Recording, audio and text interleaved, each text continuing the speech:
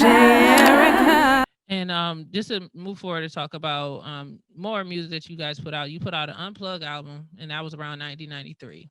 And then you put out your, I would say, full sophomore album in 1994 was the Zinga Lama Dooney. I want to make sure I said that right. You got And it. that, I did. Yeah, you Good. nailed it. All Yeah. right. I was right to like get it right. Yeah, you got And that spotted some more music out, but the sales didn't do as well. it. No. What was it that made it so it didn't sell as good as the previous record? Like, what do you think happened? Well, I think a lot of things happened. One was that the music industry was against conscious music by this time. Um, the Cosbys was a huge television show.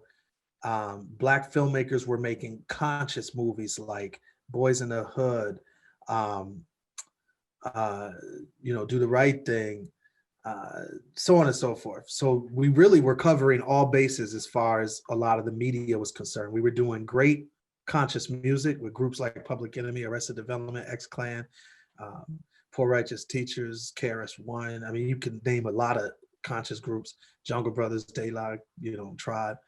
And you had movies like Spike Lee's movies and others. And then you had television shows like the Cosbys and Different World and all of this stuff that was talking about college enrollment and higher learning and all of this. Higher Learning, another film that was coming out at the time. So you had basically this conscious movement. And I think white America, or at least racist white America, was afraid of that movement. And so labels wanted to try to change, pivot and change. But not only that, a lot of blacks in our own community felt left out. So if you're a drug dealer on the corner and you're not a conscious dude, and maybe you even are against the conscious movement because maybe the conscious movement, like the Nation of Islam or others, are sort of telling you to get off the corner, then you got, again, like I talk about in the song People Every Day, you got this clash of ideologies. You got people that's sort of making their money over here, and you got people that's making, a statement over there. So there was a lot of people in the music industry that wanted to see a change too. They didn't feel it was real hip hop anymore. They felt like hip hop needed to represent more of the gritty streets. And while I actually agree that hip hop always needs to be rooted in truth, what ended up happening with the success of Dre and NWA is that what started off as truth started to turn into caricature. And what I mean by that is just larger than life gangster images, larger than not even real to life, showing none of the downsides, just showing like balling out of control, women out of control, making money like crazy, moguls, businessmen, flying private jets, in yachts, on the islands, with women in bikinis. It just became this totally corporate, contrived thing that actually wasn't happening initially. It ended up happening in real life because unfortunately, a lot of times life imitates art.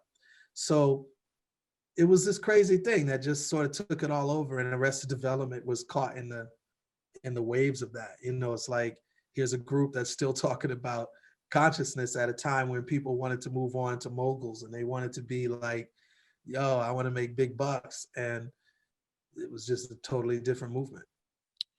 And how did that affect you, like on a personal end? Because I know it maybe affect you on a business end, but how did it affect you personally to feel like okay, I just reached my main goal, I've surpassed my goals, and then I try to move forward with my group, and this is how things end up. Like, how did you feel during that period? It was by far the hardest period of my life. Um, well, one of them, because first of all, internally the group was falling apart, and externally the rug was being, at least how I saw it, the rug was being pulled out from under my feet creatively. So I feel like I'm doing great as an MC, as a producer, but the style of hip hop and what people wanted from hip hop totally started to change. In 1996, there was a law that was passed, and it was called the Telecommunications Act. And in that, it allowed for radio stations, TV stations, music video stations, newspapers to be bought up by the same companies. And so you started to see this music industry that had numerous labels become consolidated to three major labels. You started to see the music industry as far as media and videos and radio stations be bought up by these huge conglomerates. And so what ended up happening is the images of hip hop were controlled instead of millions of great hip hop fans throughout the world. It was controlled now by corporate people in corporate offices. And when that happens, you're getting people that really are deciding what we're all going to love as hip hop fans that have nothing to do with hip hop. These cats are at golf courses playing in the Poconos and hanging out with their Yale kids and stuff. And they're talking about what hip hop records they're about to release to the world. Yeah, and that that's something that I noticed too is that like it was so many conscious groups that they just all disappeared. So maybe that new law that was implemented had a lot to do with that. It did. It did. There was, even before the law was implemented in 96, the Republicans were pushing for it. Bill Clinton is the one that signed it into law, but he signed it into law trying to appeal to the Republicans in order to win the votes that he needed to be president. So it was a mess. And when people say that the voting doesn't matter, I've always disagreed with that. Our ancestors disagree with that. They died and fought to vote.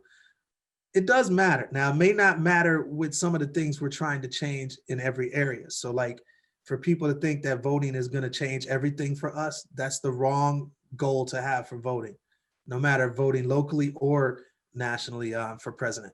But to suggest it doesn't matter, it does. Ask the person who is in prison for a 50-year term, and because of who's president or who's in the office, they might get clemency. Ask the person who has no health care and can't afford to go to the hospital for a life-threatening disease if it matters who's in office. It does matter. So when people just rush to judgment that voting doesn't matter, it does matter. It just may not matter on some of the issues we're all passionate about. The other thing is it mattered with that Telecommunications Act. That law did change the atmosphere, and it's one of those unintended changes, but it definitely changed the atmosphere of what we're being fed in 2020 on the radio. It's so true. And being part of the music industry and then being a DJ myself, I know what you're talking about. The things that the manipulation when it comes to like feeding the ears of listeners these days. Sometimes it's overwhelming. But I'm just hoping that over time it evolves and we continue to, like, as bloggers or podcasters, we try to reach out to artists like yourself and stuff like that to talk to you and let our people know that there are still artists out here that people enjoyed from the 90s and stuff like that is still out here making amazing music. You're still out here, you've been pushing out music, you've been doing what you need to do as an artist. And I just feel like it's unfair that, like, because of a law is passed, it basically it basically blocks you from being able to reach the people that you should be reaching, the people that are fans of yours and wondering where's your music, you know what I mean? Exactly. So the group ended up breaking up around what, 95, 96? Yeah, 95. What was the events that led to that? A lot of internal, beef. Basically everybody was really going after the money bag at that point.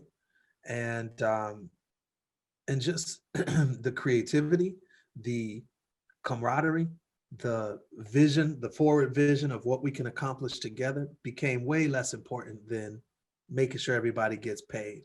And people were getting paid, don't get me wrong, but I mean get paid. Like everybody wanted a lot of money. And so what starts to happen is people who aren't producers want to produce, people that aren't writers want to write, people that they see, well, where do you make the most amount of money? Oh, right there. Okay, well, I want to do that. I want to do this. And it wasn't based on the music anymore. It was just based on, like, look, how do I make more money? And whenever that happens, you're doomed, because money becomes the incentive. The Bible says that money is the root of all kinds of evil. And that's true. I mean, anybody who's God or whose priority becomes money as opposed to whatever you want to get with the money, you're in a bad place because there's people that hold the money and they are willing to have you do various things in order for you to get it. And so that's what happened to us. DJ Erica.